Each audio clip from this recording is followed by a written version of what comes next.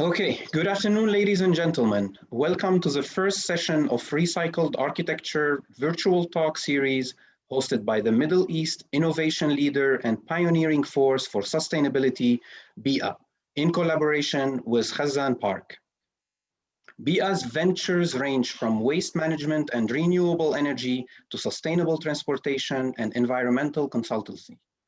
Their new headquarters is set to launch at the end of this year, is an architectural marvel and by far the office of the future that emulates the company's twin-pillared strategy of sustainability and digitalization.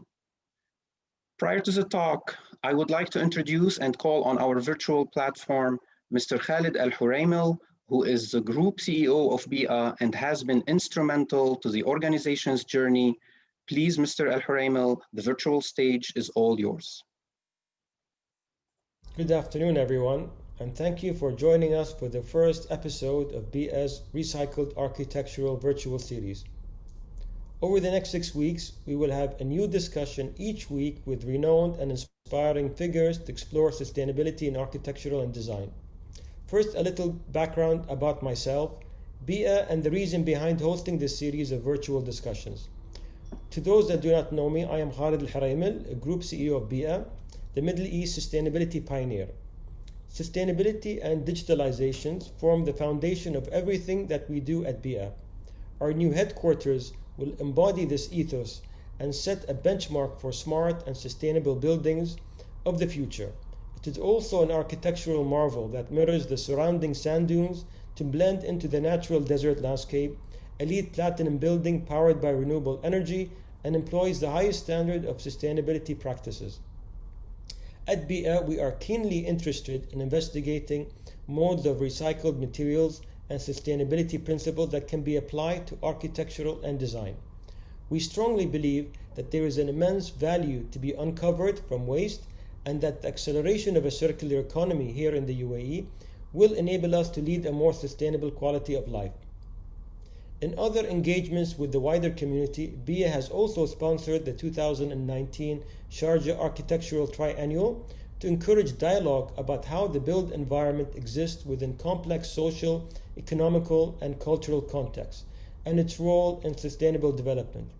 We have also supplied recyclable materials for the creation of exhibitions at Dubai Design District in previous years, and have commissioned designer and architect Ammar Kalo, who is one of our speakers, to showcase how recycled materials can be used in functional designs. With that, I hope that all of you will leave this virtual series inspired and motivated to explore sustainability in your practices. Thank you.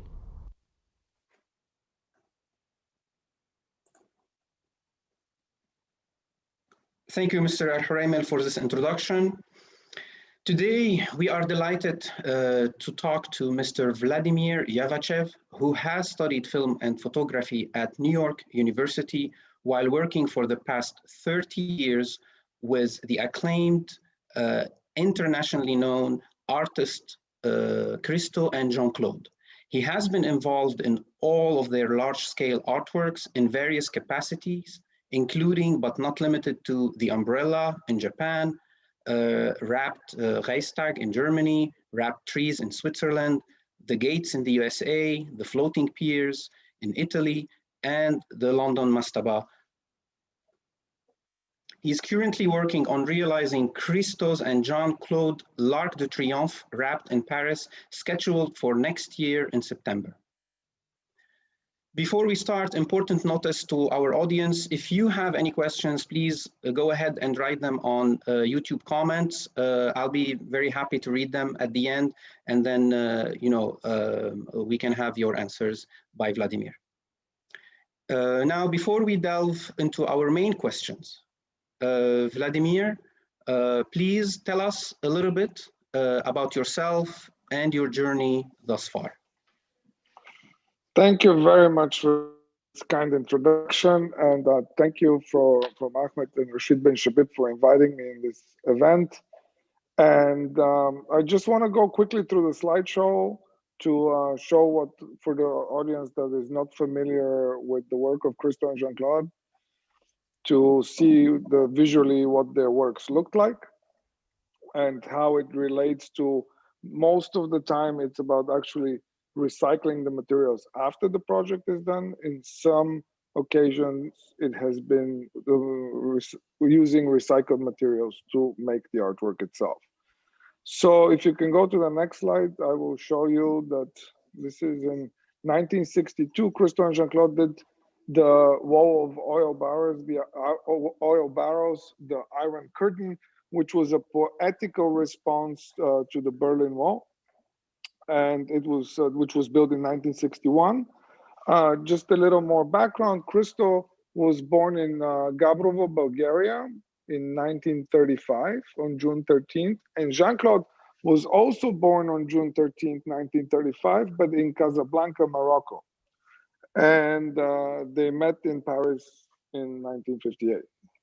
So of course, this was very personal to Christo because he came from a communist country and he escaped. He was smuggled on a train and snuck on a train between Prague and Vienna. And he was a political refugee, an illegal alien in the United States as well. He was very proud of that he was an illegal alien for a number of years. And he was also he was stateless for 17 years. Stateless, it's a passport where you have no nation. It's called nonsense passport sometimes too. And he was stateless for a very long time. And so in this project in particular, the barrels, they're oil barrels, and they were used oil barrels that he used to block that street in Paris. It's Rue Visconti on the left bank in Saint-Germain-des-Prés. And he only stayed for one night. This was a project that Christo and Jeanne-Claude did not have a permission to do. And the police came and they took it down, and that was it. And then some of the barrels actually were later reused one more time, and they were used in artworks themselves that are now in some museums and some private collections. We can go to the next slide. On the left, you have the Rapt Coast in Australia, Little Bay, Australia, in 1969. This was erosion. They used erosion-controlled mesh. And in 1992, this is on the right side, is the Valley Curtain in Rifle Gap in Colorado. And that was in 1972. We can go to the next slide. This is in 1976. Christo and Jeanne-Claude did the running fence in Northern California, Sonoma and Marin counties. And an interesting thing is that the fabric they used in this project was also this was in the mid 70s when they were still developing the airbags. And I think it was GM, General Motors, had ordered this fabric for airbags, but it was cut the wrong way, so they couldn't use it, and it all had to be thrown away. And somehow Christo and Jeanne-Claude found it, and they got it, and they reused it as the fence. They made the running fence. It's a 42-kilometer fence, but this fabric that they used in this particular project was going to be thrown away if they hadn't used it. And later it was used for, the farmers used it to cover their equipment, and they used it on their farms, and they were very happy to have it. In 1983, that's the slide on the right side, they did the Surrounded Islands in Biscayne Bay in Florida. And you can go to the next slide. This was in 1985. It was the Pont Neuf Rapt in Paris. It's the oldest bridge in Paris, even though it's called the Pont Neuf. And it took them 10 years to get permission for this project. You can go to the next slide. In 1991, Christo and Jeanne-Claude did the yellow umbrellas in California and the blue umbrellas in Japan. It was like a work of art in two parts, like a diptych. And there were 3,100 umbrellas both together. It was 1,760 in California and 1,340 in Japan. And the fabric from this project was recycled in a way to use it as sandbags for flood control. It was very strong industrial fabric, and it was made into sandbags for flood control. Next slide, please. In 1995, Christo and Jeanne-Claude wrapped the German parliament, the wrapped Reichstag, and the project is called the wrapped Reichstag in Berlin. And in 2005, they did in the gates in New York City, which took them 26 years to do. And actually, it's very interesting to, we'll talk a little bit more about the detail of what materials were used. But just to give you an example, the gates used, they were not attached to the ground. They were actually put on pedestals, which were from raw steel. And that was 5,000 tons of steel. And for people, Wow. very difficult to imagine what 5,000 tons of steel is, but 5,000 tons of steel is half the steel of the Eiffel Tower. Wow. So I can explain to you in detail after how it's recycled, after we go with the slideshow. And then the next slide, please. This was the floating piers in Lake Iseo in northern Italy. It was in 2016, and it was 3 kilometers of walkways on the lake when the 1,200,000 people came to see the project. And it stayed, oh no, I forgot to say earlier, all these projects are temporary. They last about 2 weeks or 16 days. And this was also temporary and lasted 16 days in June of 2016. The next one, please. This is the London mastaba. It's floating in the Serpentine Lake. This was in 2018. And it was made out of oil barrels, and they were floating on a platform in the lake. It's a smaller version of the Abu Dhabi mastaba for the UAE, and I'll show you drawings of that. This is the longest project that Christo and Jeanne-Claude have worked on, and I'll show you a slide in a few more minutes. And this one was it was floating on the lake. It was very beautiful, as you can see. We can go to the next slide, please. And this is the current project we're working on. It's the Arc de Triomphe Wrapped, which is scheduled for September 18 to October 3, 2021. We were supposed to do it this year, but also in September, October. But because of the COVID-19 pandemic, we had to postpone the project by 1 year. And the next slide, please. This is the mastaba for Abu Dhabi. And this is a project that Christo and Jeanne-Claude have worked on since 1977. They first arrived in Abu Dhabi in 1979. Most people didn't know where Abu Dhabi was at that point. It was just a few years after the UAE was created. And they've been working on this project ever since. It's called the mastaba. It's a trapezoid-shaped pyramid made out of oil barrels, a little bit like the London mastaba, but just much bigger. This is 100 meters high by 225 meters wide by 300 meters long. Christo liked the very simple proportion of 2, 3, 4. If you take unit 1 as 75 meters, so it's 2 is 150, 225, 300. And it's made out of 410,000 oil barrels. And it's like a mosaic it's hollow inside. It's not solid. It's hollow inside. And it's like a tiled mosaic of barrels in multi-colored mosaic. It's in about 9 different colors that are on it, the barrels. And we hope to get permission someday and realize that project in Abu Dhabi. So this is what I have for the slideshow, and now I can start with your questions. Okay, first, thank you so much. Very interesting and quite impressive. Now, let's delve a little bit into, on a deeper level. So what is your philosophy on the role of recycling in architecture, and how do you apply that in your installations? I mean, it's not my philosophy, it's Christo and Jeanne-Claude's philosophy. I work for them.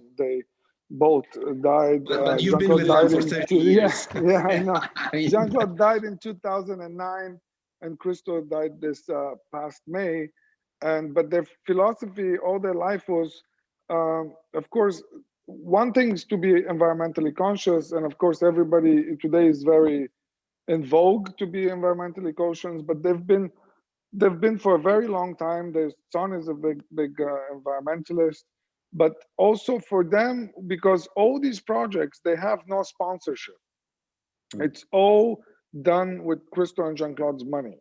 They create works of art and they sell them, and with the money, they build the projects. There's no outside sponsors, there's no grants or anything of that sort. So for Christo, he always joked that he was raised Marxist in Bulgaria, and he used the capitalist system to the very end.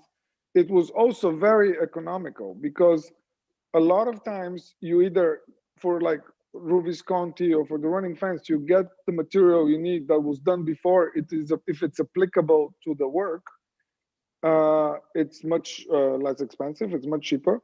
Or after, all of these are industrial materials, and they have value as such, even after they've been used for 2 weeks. So, for instance, that I told you, the 5,000 tons of steel that we had bought to put the feet of the gates, as we did feet. It was pure, like we actually sold it for almost the same money that we bought it for, because the price of steel just went up. At that time, there was like a building boom in the year between we bought it and we sold it. And so it's very economical. And these industrial materials have their own value even after they've been used, because it's not like clothes or a used car. It's more, they go back to the industry to be used as what is used in the industry. For instance, the floating piers as well. We had this, the floating piers were made of these HDPE cubes, which is from the petrochemical industry. And I think the material even came from I think it came from Saudi Arabia, but not from the UAE. But they had the cubes we made from pure HDPE, which usually is not used pure, it's usually mixed with other things. And immediately after the project, they were shredded, made into pellets, and recycled as new material even. It wasn't even as a recycled material, it was like new material, because there was nothing mixed and they knew what was in that material. So this is, it's also a very economical thing, especially when you pay for everything yourself. You try to be, one thing is to be environmentally conscious, of course, it's necessary. And also at the same time, you have to apply it to what you need to do with it. Also, not only for the materials, also the sites. For instance, the surrounded islands, the islands had a lot of trash in them. People, they were very decapitated, and people would throw a lot of things on the island, from refrigerators, stoves, bicycles, whatever. And the crew cleaned all that up, and they recycled the trash and went wherever it had to go. And Christo and Jeanne-Claude always said that they leave the site in the same or better shape that they found it in.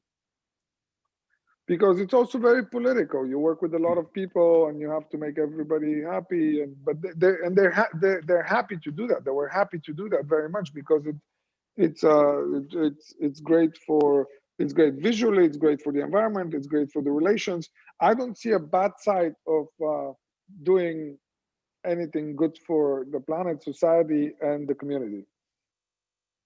Okay, absolutely. In your opinion, I mean, the audience also would like probably to understand that recycling means automatically sustainable. Where do you stand with regard to both? Well, I'm not an expert on recycling. I just. Yeah.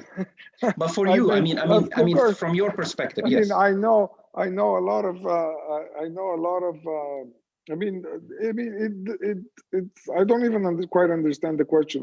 I mean, it's like recycling means either either, I mean, I don't know, I'm the first speaker of this series. I don't know what your other speakers have who are planning to say or they will say in the future. But also for a lot of people, a recycled architecture means to take something that was used for something else and what it would be used in the future. You know, it's using some material, or in our case, it's a little different. That's why I was But that's why surprised I when wanted Ahmed, yeah, that's yes. yeah. When Ahmed and Rashid bin Shabib called me, I said, but you know, we don't use recycled things most of the time to create the project, but because the projects are temporary, they're there for 2 weeks. Yeah. We even before the project is realized, we already know where the materials are going after.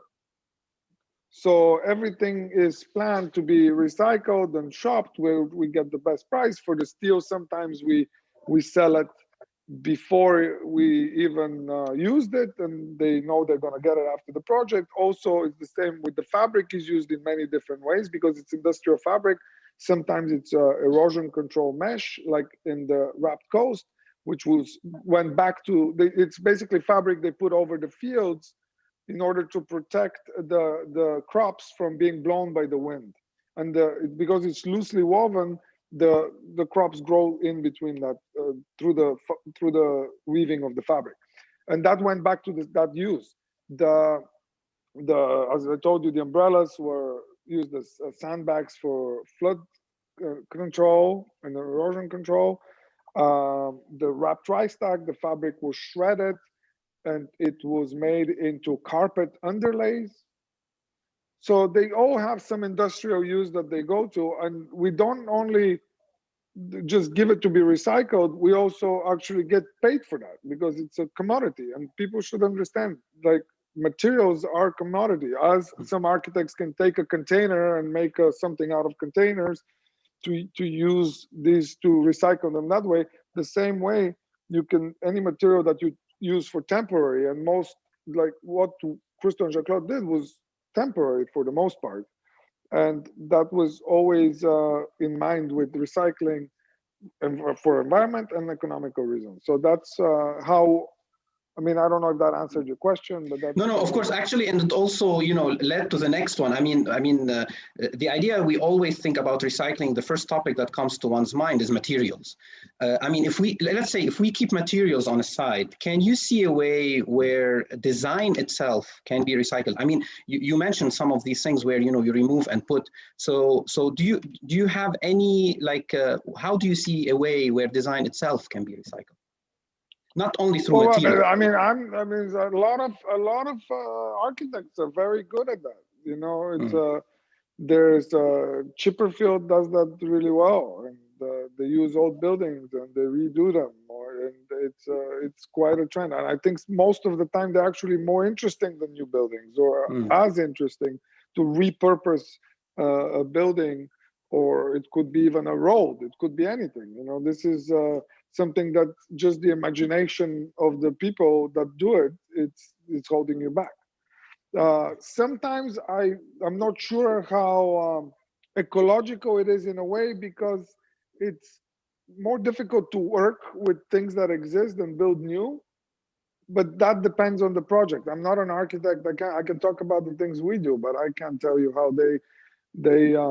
how people do it. But it's but I like, design wise, I usually like architecture that is taken something that was built for one purpose and it was done for something else. For instance, a very good example is the Dia Foundation for the Arts in Beacon, New York. It was, they took a Nabisco factory that was just, I think they were making their boxes there or something for Nabisco, the big food company. And they were making their packaging. It's a very cute space. And for me, it's one of the best gallery spaces I have ever seen. And they just made the walls nice, but the floor stayed the same.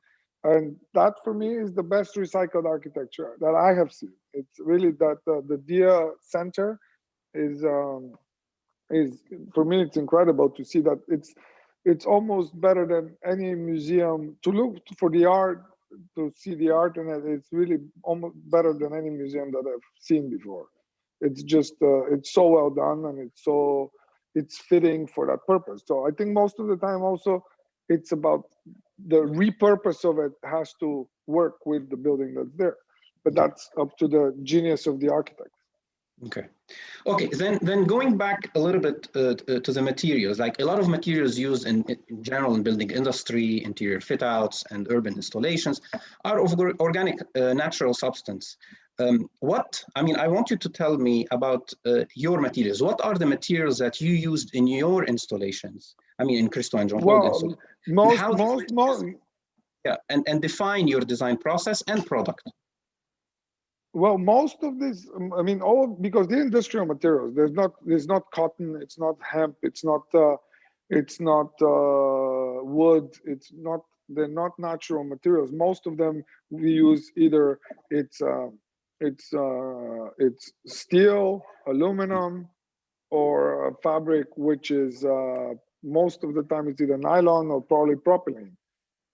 And because the industrial material, also it's like cotton or linen or natural fiber, it cannot sustain the wind forces or all the technical requirements and engineering requirements for the fabric. So Christo and Jeanne-Claude didn't use natural materials. It was mostly steel, aluminum, and nylon, and polypropylene. And but they are very, very recyclable materials. All of them, once you either shred them, melt them, remelt them, it goes back to the same thing. And aluminum is precious as aluminum. As we know, we throw our aluminum bottles in the recycling bin, which are reused. It's the same thing with the steel, and also with the fabric, which is shredded. Sometimes it's shredded, depending on the structure of the fabric, as I said before. Sometimes it's too loose to be used for anything else, but sometimes it actually can work as the sandbags for flood and erosion control. But this is most of everything went back to the industry it came from. Okay, then Vladimir, tell me how these materials, for example, affect and define your the design process and product. I mean, do you have any stories for us that you can tell about how, for example, this type of material has affected the design itself or the design process? Well, it's sometimes, of course, Christo and Jeanne-Claude have been doing this for a long time, so they have a sense of what they want, especially in the projects that use fabric. What they want, what type of fabric, what weight of fabric, what's the porosity of the fabric. And for instance, the fabric for the wrapped Reichstag, which is also similar, it's almost identical to the fabric for the Arc de Triomphe. Originally, they were looking for something that, because the building is very high, they're looking for something that has a lot of structure. You know, it's not like it cannot be a thin fabric because then it would disappear. They needed fabric with a lot of structure. And they work with some factories and they try to come up with solutions. And actually, the fabrics always exist for something else. It's just a question of finding what that fabric existed for before. And the fabric that is used on the wrapped Reichstag and also on the Arc de Triomphe is actually this loosely woven fabric, which is usually used for filter systems for water, because they layer the fabric on top of each other and they make this filtering system for water. So that was how, but they would have to, of course, it's a big team of people that work on these projects, and they have experts that know, and they look for the specific things that are needed for the fabric. But that is how they come up with the end product. But sometimes, for instance, like with the running fence or with the wrapped coast, it was fabric that they just took because it was easily available and it existed, and Christo liked it. And especially with the running fence, it was something that it had this shimmer, that airbag family. That was a complete coincidence that worked really well, and they were very happy. And the thing is that they had woven the fabric for these airbags, as I said before. They had woven it in this, like in a little too narrow direction, so they couldn't, it was too narrow to sew the airbag, so it needed to be the other way around. So it was a very small detail in the manufacturing process and they had made like hundreds of thousands of square meters of this fabric, and it was reused for the project. But it's and sometimes it works, and if it doesn't work, because Christo and Jeanne-Claude were very, as artists, of course, they were very detail oriented, and they wanted it to be exactly like they would like it to be. So, and sometimes it would work, and they would find something that existed and they can use. Sometimes it has to be a little modified, but that's like the general process. Okay, then Vladimir, tell me, I mean, in the time that you were working with them, state for us like one environmental opportunity or at least a challenge that you had to face while designing or constructing an installation. Well, the environmental challenges are in the projects are usually related to the wildlife around the project. If we're talking about like in that way, and they were always very conscious. It's sometimes it was the birds, and as with the Arc de Triomphe, we had a Crestorel falcon that's nesting on the Arc. So originally the project was planned to be for April of 2020, this year. But then we were alerted by a LPO organization, which is the bird protection organization in Paris, that there is a Crestorel falcon that nests on the Arc de Triomphe, and the nest is not like a nest like you imagine in the movies, but was actually in a crevasse underneath the boot of a general on the frieze of the Arc de Triomphe. So the nest could not be disturbed or moved. So we decided to postpone the project because the nesting season was from February to June. So that's why now the project will start work in July. So it doesn't interfere with the nesting season of the Crestorel falcon. And on most projects, we've had some things we have to mitigate or address with the birds, or for Florida, for instance, for the surrounded islands in Florida was the manatees, which are this, I think they call them sea cows sometimes. It's this, they kind of look like a seal, but they're even bigger. And the manatees were a big concern because they're native to the Biscayne Bay. And they were worried that the fabric that would float on the islands would interfere with their mating season and with their natural habitat. So they did a test. They put in a pool. They covered half of the pool with the fabric.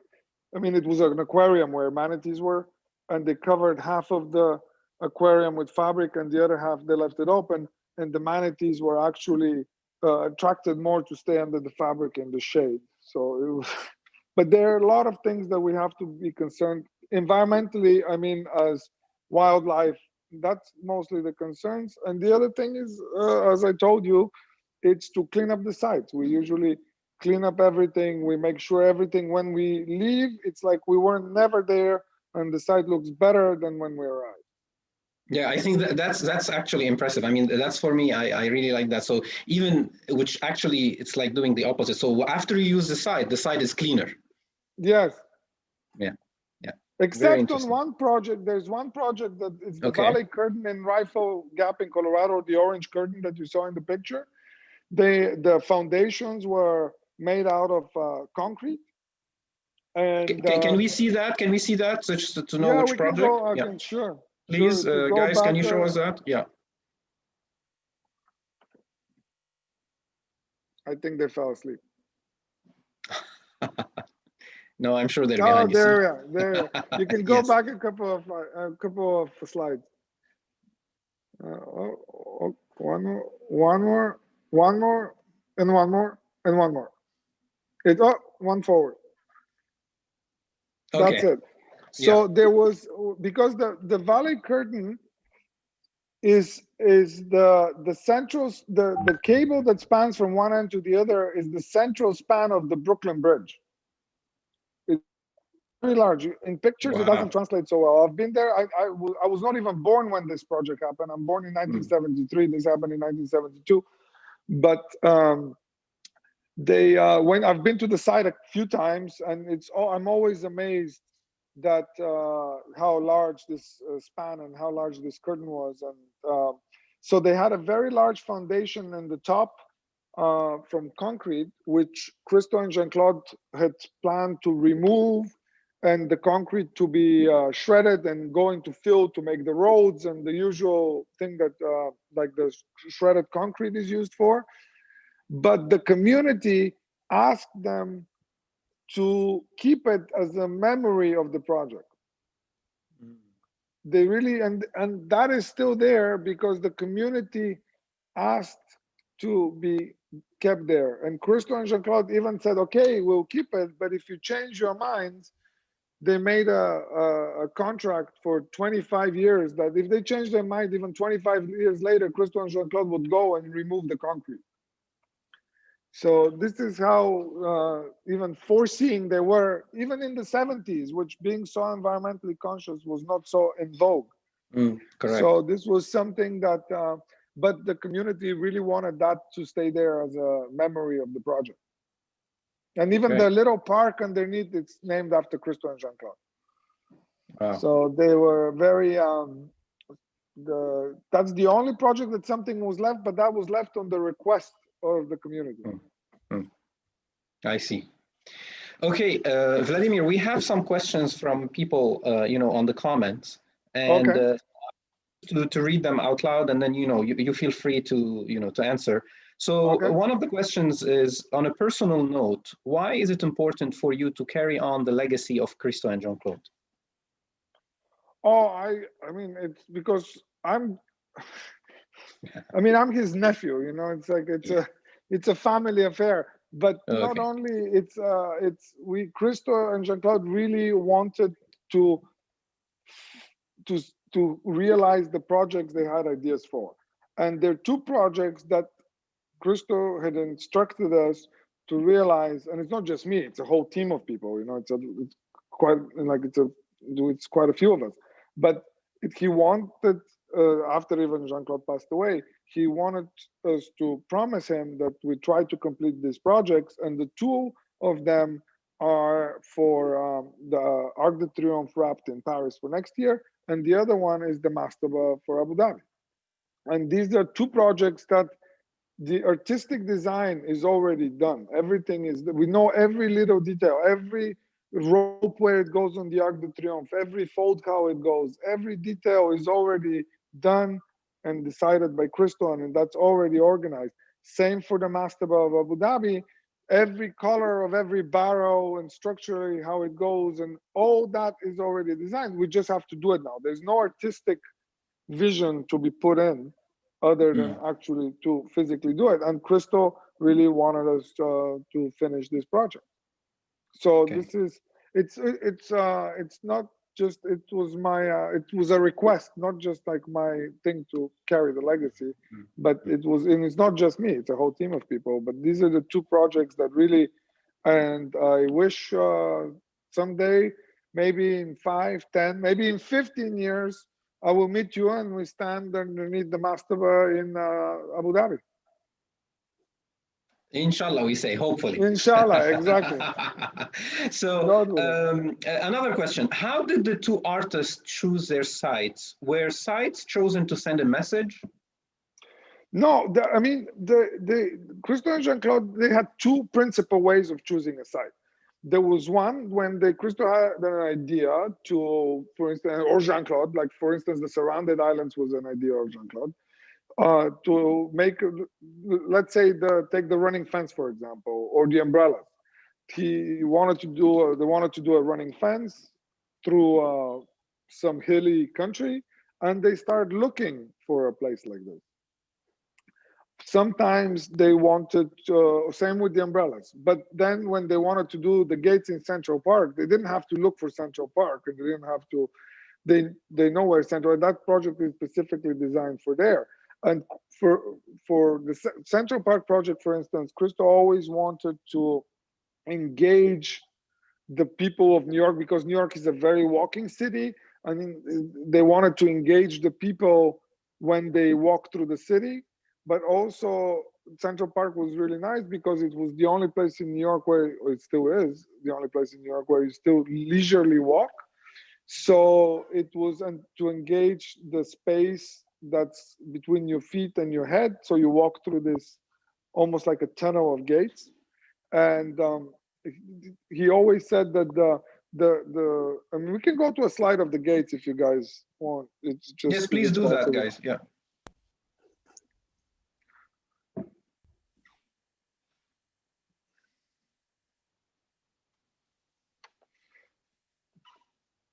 Yeah, here, there.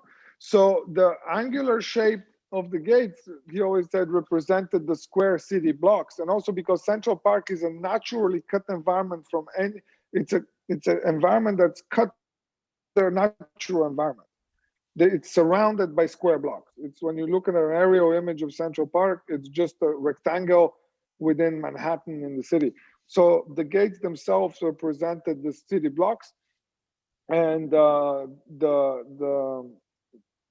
fabric that was hanging from the top horizontal bar was almost like the organic nature of the park. So this was, on this slide, since you have it, it's also the Reichstag. The Reichstag is a very politically charged building. It was it was burned in the 30s, and it came to the rise of Hitler came through that fire. And later during the Cold War, after World War, it was of course the big battle for the Reichstag was the last battle of when Berlin fell in 1945. But also the Reichstag was, when they separated East Berlin from West Berlin, each wall of the Reichstag was technically in a separate military sector. Some of them is the Russian military sector, English, American, and French military sector. And so they had a very, of course, this building carries so much inherent stuff with it. But Christo, this was a question that was asked to Christo quite often, and he always said, "Well, listen, I'm not German. I don't know what the Reichstag means to a German. You know, I do it because of my own meaning, but that's like a complete." He never really liked to discuss that, but he always said every interpretation is legitimate, so anybody can interpret it in any way they want. Okay. Okay, here's another question, and this has to do with the death of Jeanne-Claude. So it is saying that, was it difficult for Christo to continue working after the death of Jeanne-Claude? It was, of course. I mean, they were inseparable. They were born on the same date, same year, June 13, 1935. They were Gemini, and they were always joking. We're not menage a trois, they were menage a quatre. That was the joke. Because they're Gemini, you know. So it was, Jeanne-Claude loved to do that joke, but of course it was devastating for him when she passed away. But he really concentrated completely into the work. He just that was his savior, was just to and we did a lot in the years that Jeanne-Claude after Jeanne-Claude was gone. So we had a very big push for the mastaba in Abu Dhabi. We did the floating piers, we did the London mastaba. Now we're doing the Arc de Triomphe project. So that was, he really concentrated very much on the work, and we did also Big Air package and some other exhibitions, and he really mobilized himself through the work. It was like, it was his way of dealing with it, I guess. I mean, yeah. Do you, as per your knowledge, do you know if the artist had a personal favorite, maybe something particularly sentimental, an installation that was favorite for them? And of course for you, I mean, later I will ask if you have for you. Of their projects, Jeanne-Claude had the best answer for that. She would ask the person who asked the question, do you have any children, or how many children do you have? Or if they say, no, we don't have children, it's like, well, how many brothers or sisters do you have? And then she would say, ask your mother who is your favorite child. They were really, the projects were their children for them. So it was a very they would never, it was like, it was, or at the end they would say it's the next one, you know, because it's done, it's finished, and then you go on to the next one. So that was. What about yourself? I mean, do you have a favorite? I Well, mean, I'm adding that. There was not. I was involved on the project since '91. Of course, I have my favorites. But it's also, it's not just. Of course, it's one thing is visually, because no matter how involved you are, at the end when you build it and you look at it, you're like, oh wow, you like, no matter how involved you are, at the end when you see it, you're still like in awe. Even you know every detail of the project, you know everything, but you're still in awe. So, and they're for different reasons. Some are emotional reasons, some different memories, or visually. So it's like I'm connected to every one of them in different ways. So I can't really say. Also, it's difficult for you then. Okay, understood. Okay then. I mean, I think because we're also running out of time. Vladimir, any closing thoughts on design and recycling, or on, you know, or what can you tell to our audience? I mean, it's all within us. You know, it's, you do what, even no matter how small it is, or even if it's taking a cup and repurposing it into something else, or taking a building or using something and then giving it to somebody else to use it. It's all at the end is up to us and the personal responsibility, and that's the way to go forward with that. I think it's the as long as we all have it and carry it in us and do it on everyday basis, and it could be as little or as big thing, it still makes a difference. That's kind of the only thing I can say. Okay. Beautiful, beautiful. Thank you so much, Vladimir, for your time and for, you know, in this insightful and very informative presentation. I personally enjoyed it very much. Thank you very much for all the audience that listened to us, and please make sure that next week you tuned in also for the next talk, and have a good day. Thank you. Thank you. Bye-bye.